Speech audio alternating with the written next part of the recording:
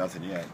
I'm assuming that they'll get the MRI done and give us some type of preliminary status, but I haven't heard anything yet. We met with the trainer, I think at 1 o'clock. We've been in meetings in the dark room till just a couple of minutes ago, so nothing's changed since 1 that I know of. 1 this afternoon. Right. Okay. You guys know anything? Okay. Haven't seen anything on Twitter. Well, me either. I checked. But I mean, just any initial prognosis on that? I mean, seriousness? It's hard to tell, with the amount of struggles that he's had. Last week in the opener, his knee buckled, and we all kind of held our breath for a little bit, and he was okay. And yesterday, it gets buckled, under pressure, and there's some swelling and some soreness, but you won't know until they do an MRI. So I have no idea, what to expect. Really, to be honest with you, got my fingers crossed and praying about it. But I have no idea really. His spirit's pretty good about it. I haven't been with him since last night. We were on the same bus together, and he was okay, but I haven't really been around him for just a couple seconds today. You allowed 4 sacks yesterday. I think you averaged about 3 yards of rush or so. Mm-hmm. That's the play of your offensive line, and statistically, and just kind of watching, it looks like they struggled a little bit. Well, sure, we struggled a little bit. We played against a really good defensive front. A lot of offensive lines will struggle against that outfit. We moved the ball some and manufactured some points when we needed to. I thought we did a great job scoring right before the half, and then finding a way to score again right there at the end of the ball game to give ourselves a chance to go into overtime. It's a very good defensive front. We'd like to have blocked them a little bit better. We can perform a little bit better, but I think we went out there and played hard and tried to execute as well as we could. But again, we had our hands full with the quality of the competition. I mean, one of the guys on the defensive line, Greg Latta, he's a newcomer to your group and a newcomer to football. Yeah. Just, he was able to get a sack yesterday, just how quickly he's moved into your rotation. Really impressed with Greg. In the spring, he had a lot of struggles.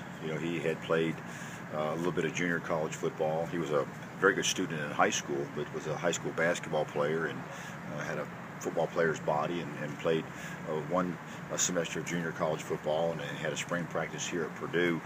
He was just learning last spring and had some struggles. He had gone from being an inexperienced player to competing at the Big Ten level. He has come a long ways in a short period of time. One good thing about Greg is he's extremely talented. When you look at his numbers when we test him out, his pro shuttle and his 40 time, he has outstanding numbers. His pro shuttle was that of a defensive back.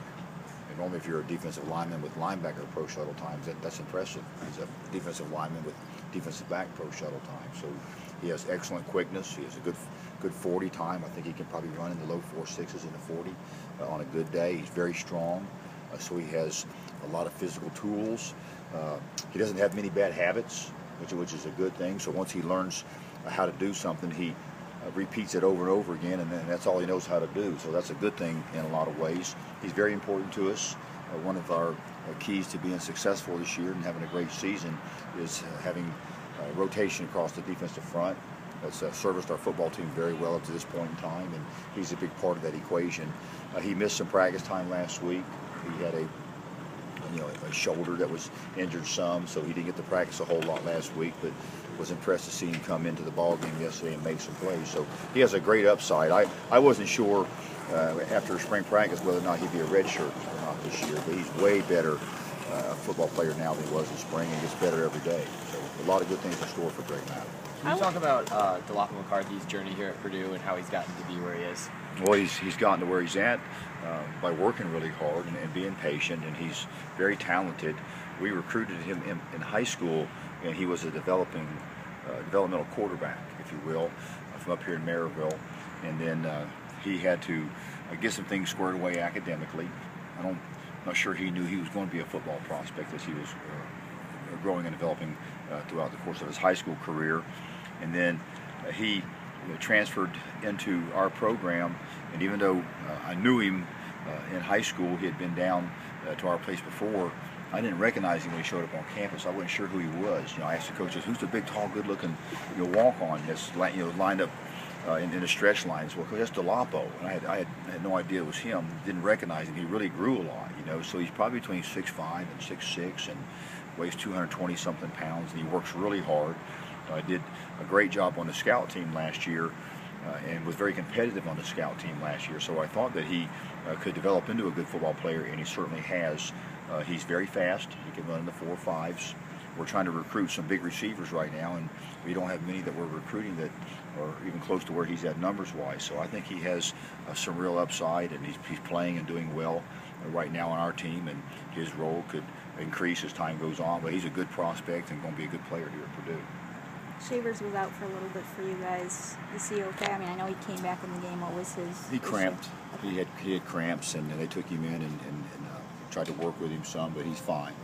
He's fine. Other than Robert, did anybody not finish the game? Well, Ricardo had struggled a little bit towards the end. He had turned his ankle a little bit. You know, he was out there for a little bit, then off the field some there on the last drive, and we had a lot of personnel coming on and off the field as they changed their personnel, and so I wasn't really exactly sure where it was at with Ricardo, whether or not if he was being held out because he didn't think he could go, or we didn't think he could go, or maybe if he just needed a blow. I wasn't really sure, but he wasn't out there with some on the final drive of the ball game, and as a result of him turning his ankle and us not being sure if he was able to go out there and perform his best. When you look at Shavers' growth, I mean, as a blocker, and that was something we talked a lot about, you know, last year when you've had Ralph. I mean, he's so good at it, but Akeem really had to make strides. He seemed like he did pretty well from that perspective yesterday. I think he missed maybe one where Marvette sacked, but just his strides is in that part of his game. He's made. It would seem like he's made a lot of strides in that area. He has made a lot of progress as a blocker, and that allows us to keep him in the game more. Mm-hmm. You know, obviously we love getting the ball in his hands, and he's a good ball carrier. He has grown and developed as a blocker. Sometimes it can be concerning if you have a good ball carrier in the backfield that's not a good blocker, and we don't want to be in that situation. So his development as a good blocker has helped us offensively. There's not many plays that we can't run with Shavers in the ball game. So he's not the biggest guy, frame wise. Mm-hmm. He's probably 5'10" and some change, about 200 pounds, but he's very strong and very courageous. Sometimes we'll slide the front and ask him to come off the edge and cut whatever's left outside of the slide protection. There's normally a defensive end, and he could use his speed as his ally in that type of blocking scheme. And then he's gotten better at being able to fit up on the defenders on some of the deeper drop back passes as well. So he's getting better as a blocker, and has been important to our offense. I know you've talked about getting penalties really far down, but can you talk about the penalties yesterday? Some of them seemed like maybe not intentional, but they were to stop a bigger play from happening on defense at least with Tyler Eifert. I think that might have been the case in that scenario.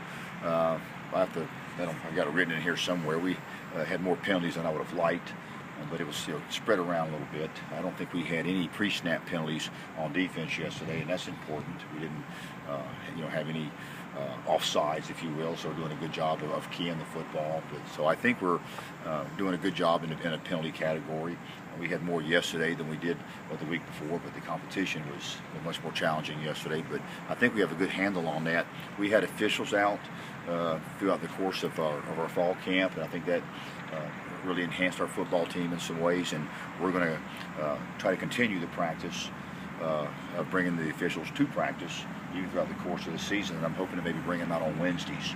Tuesdays are a tough day for our team where they're getting their first look at the opponent, from the scout team, and the guys are giving them a look, and sometimes there's some errors and a lot of corrections to be made, and Wednesdays we're a little bit further along with the game plan, and they have a little better grasp of it, and then Thursdays we're in shorts. So I think we'll probably bring them out on Wednesdays, and I think that will help us to continue to decrease on our penalties throughout the course of the season. But that's going to be very important, and we're a much more disciplined football team than we were a year ago.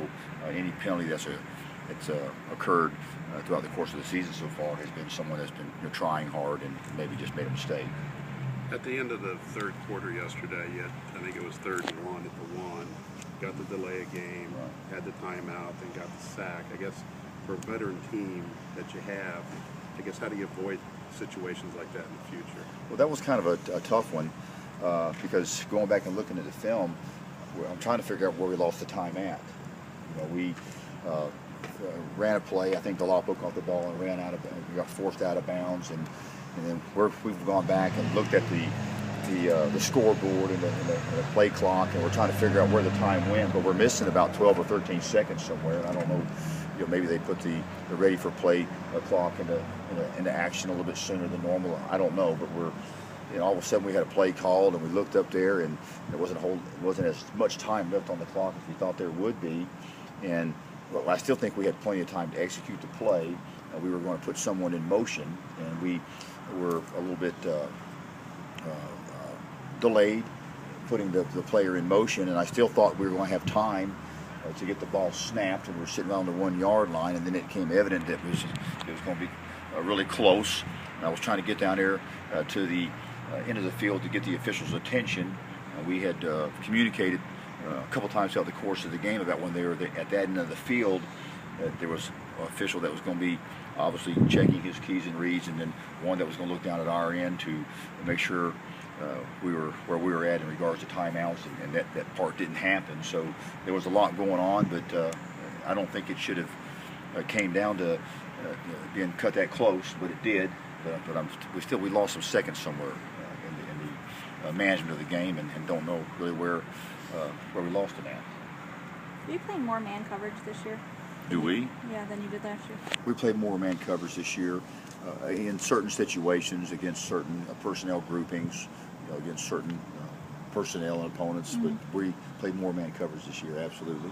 I think pre-snap, a lot of times it's hard to tell whether we're in man coverage or zone coverage, and I think that's important because there are some plays that the opponents would like against man coverage, and some plays they may prefer against zone coverage. So not to deal your hand sometimes to be in your favor, but we are playing a little more man coverage than we have in the past. And with what we have in the back half at the corner positions, it gives us the confidence and the liberty to do a little more man coverage. You were pretty aggressive on that final drive defensively. I mean, I think on the 3rd and 10 you blitzed 2 guys.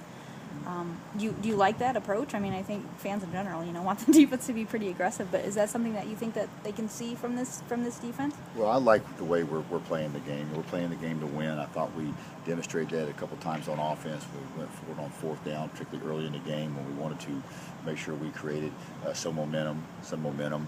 We have a very strong defensive front. We can disrupt the front with our 4-down linemen, which is a good thing. We can manufacture some pressure with our 4-down linemen, or we can manufacture some pressure by bringing additional rushers, but sometimes that also aids the 4-down linemen and their efforts as well. So a lot of reasons that we're excited about bringing pressure in different situations. I like the play calling yesterday.